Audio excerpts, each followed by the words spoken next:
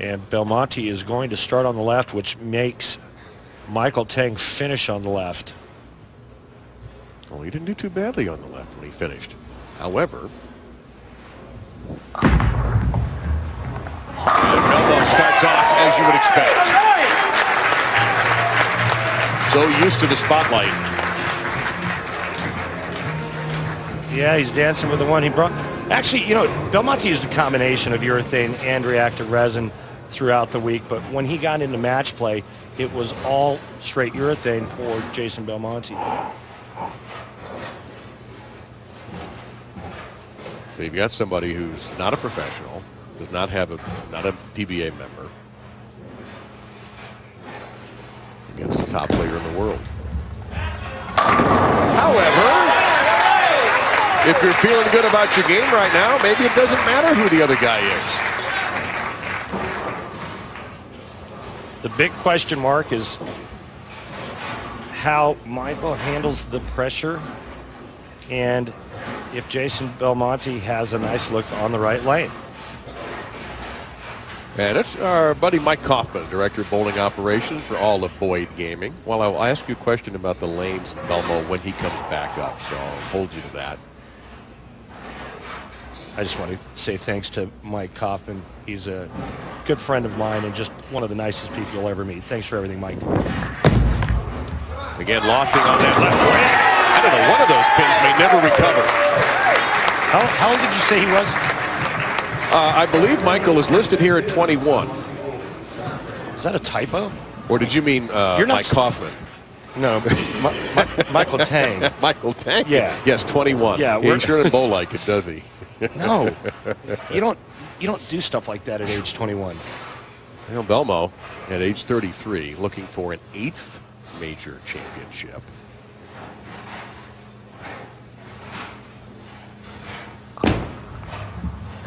And he knows what he has to do. I mean, he's been keeping an eye on this thing.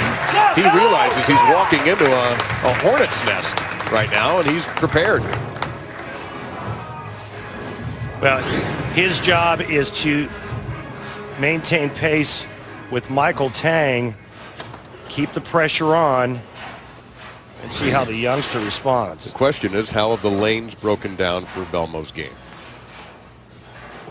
I think that the more they break down, as you take a look at his arsenal, it's another pitch black, the more they break down, the more it favors Jason Belmonte. Okay.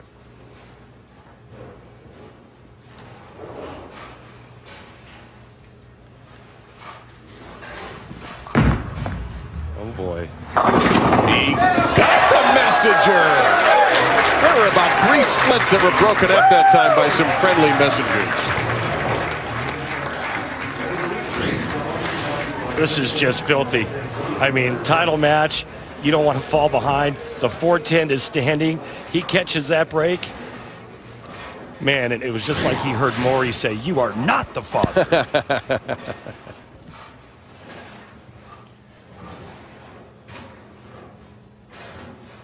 Well, nothing has rattled Michael Tang today.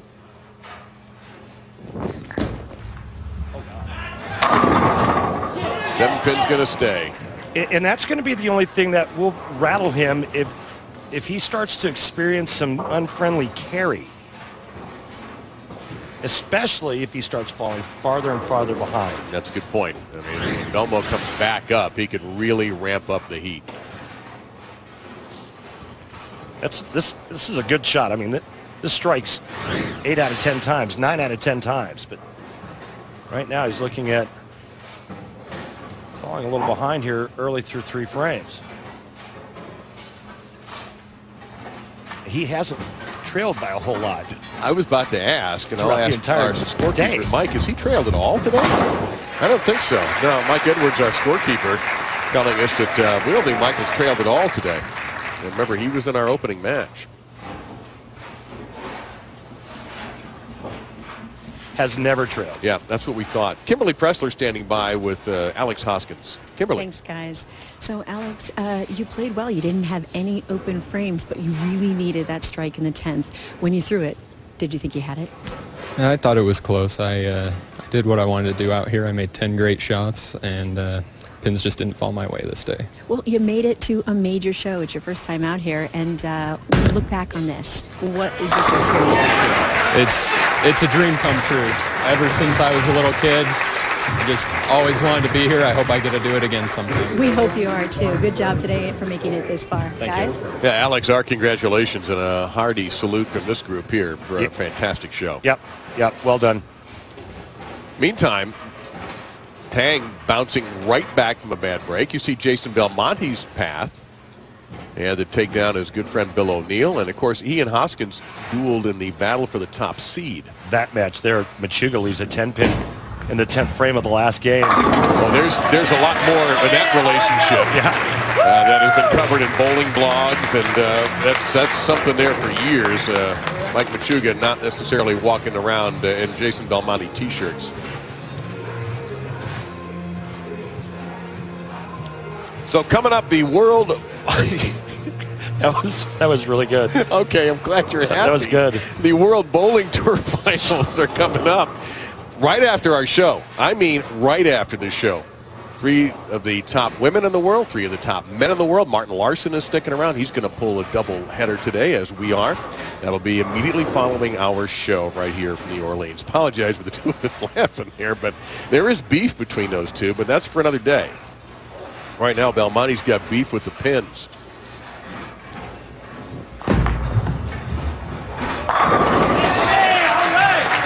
I see. That is perfect through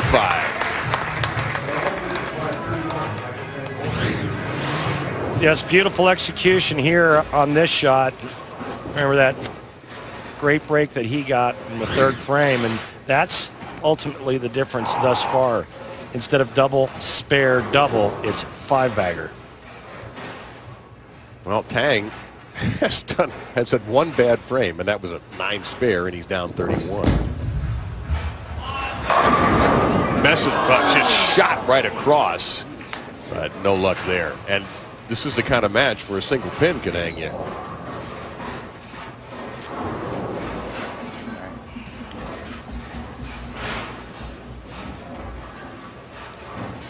And you see Michael and Darren's mom. We had a chance to talk with her. Kimberly did, mom and dad.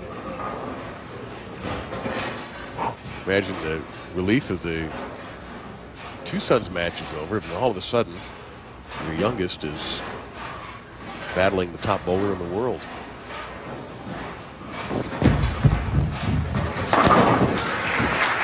Well, Michael Tang really hasn't done anything wrong, and he's down by 31 pins. Yeah, that's a great point. He hasn't. He's made 5 really, really nice shots. And again, the difference thus far halfway through the title match is pin carry.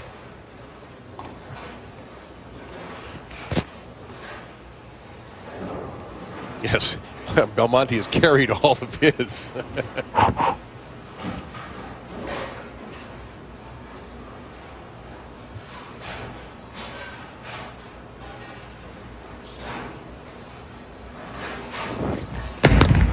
Tang with a big loft on that. He is going to get a messenger friendly this time. He's 3 for 3 on that left-hand lane. Well, I'm not even sure I'd call that a break because it was such a good shot. Messenger comes over. Actually, I think there was a little insurance here. Yeah, the 6-pin's kind of helping the head pin take the 10 out. But, you know, the bottom line is he's still only at 209 and Belmonte's in the 230s. Can Belmonte continue the string and impose his will on young Michael Tang? Well, there could be an answer for you right there. These pins taking a brutal beating from Belmonte, who's looking for a 4th Masters championship. Anthony Simonson broke the string of 3 straight last year. You see Belmont, what he's done is the top seed in stepladder finals, and he's was the #1 seed 2 weeks ago in Columbus, Ohio at the Players Championship, the Barbasol Players Championship. He won that. Finished 7th a week ago in Shawnee, Oklahoma. You know, it is an attitude I have to admit I like. You know, when we talk a little bit with him, we get a chance to see, you know, I don't fly halfway around the world to finish 2nd. Yeah. And it can also be summed up by you ain't first, you're last. Thanks, Ricky Bobby. Anytime. Yes, sir! 7 in a row for Belmonte.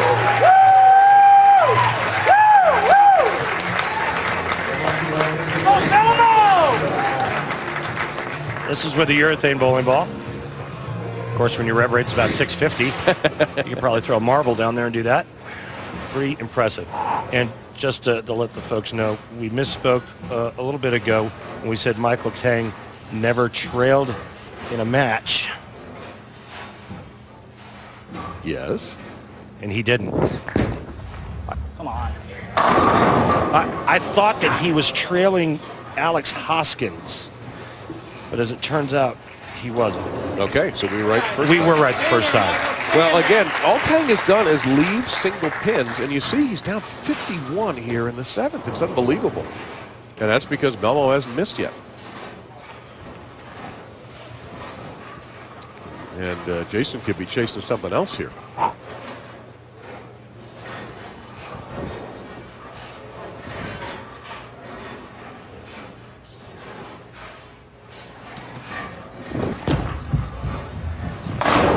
And Tang staring down that approach a little bit, might have had a problem. But he's got probably bigger issues to deal with right now, as he has definitely been knocked to the deck by the force of Jason Belmonte. I asked you at the start of the show, Randy, are we about to see a second wave of Belmonte after not winning in 2016? Even though he had a pretty solid year, made several television shows, just didn't win. And we may have gotten a hint 2 weeks ago. I don't think there's any question about it. He's a different guy now. He's refocused and looking to make history here by winning his 4th Masters. It's never been done before. Well, he made history here when he won 3 in a row. That had never been done before. And it'd be major win number 8 also for Jason. Remember, he's only 33 years old. He's in great shape.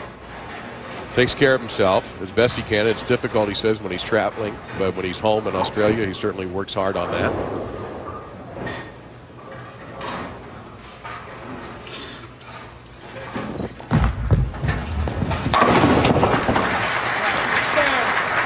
A good spare there for Tang, but spares just aren't going to do it here.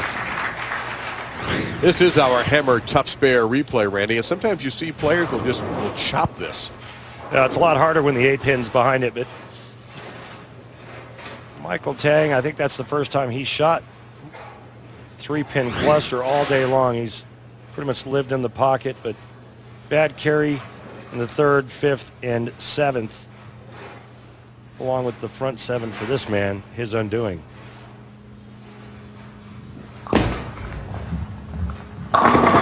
Ooh, 7-pin. Keeping Belmonte from a perfect game.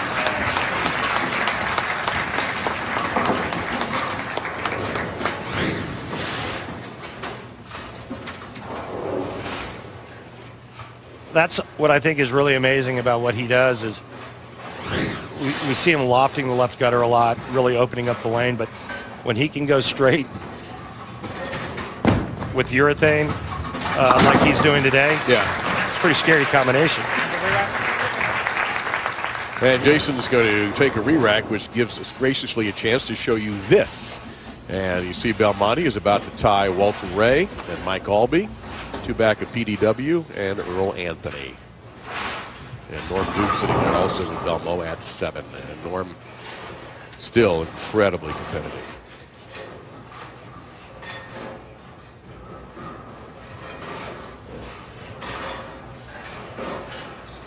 And you see the full score, commanding lead.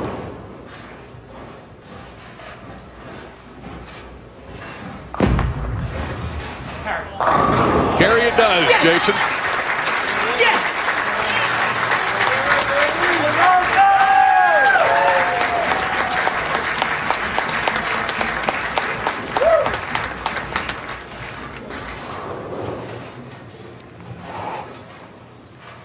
Get used to that shot there because you're going to see it again, and the next time you do, you're going to see Jason Belmonte holding that trophy.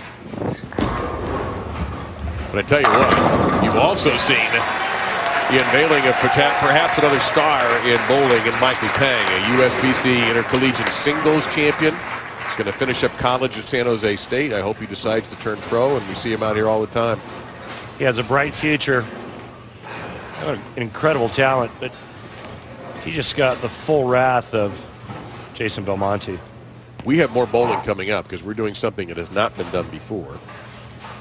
Live doubleheader action, the World Bowling Tour Finals. You'll see Liz Johnson, Danielle McEwen, Martin Larson, among others, Anthony Simonson, Angie Ramirez-Perea, Marshall Kent. Well, we've got real talent on that show, and we're going to be using the classic World Bowling scoring format.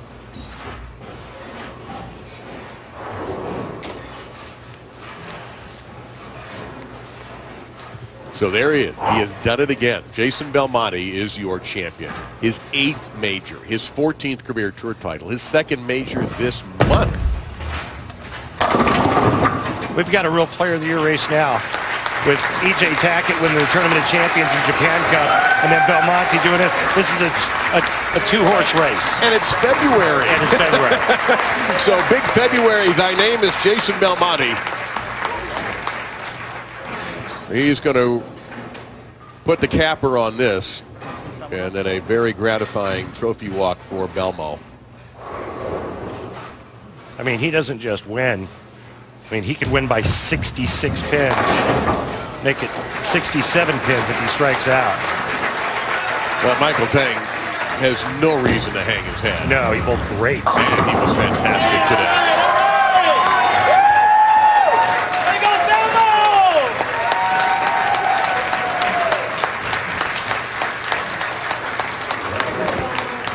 But for Jason Belmonte, Randy, you've been in the position to take those victory lap shots. What's it like? Well, it's there's no better feeling, I can tell you that, but it seems like it goes by so fast. You know, the only time you really get to enjoy it is when you go back home and you watch it on DVR. Of course, back then we had to watch videotapes. I was going to say, hope nobody erased it and put Golden Girls on or something. Yeah, right. Nice. So there you go. At the top, Jason Belmonte. Look, he just pulled that one out of the audience and he threw a strike with it. A 279, a dominant performance by the top player in the world, Jason Belmonte.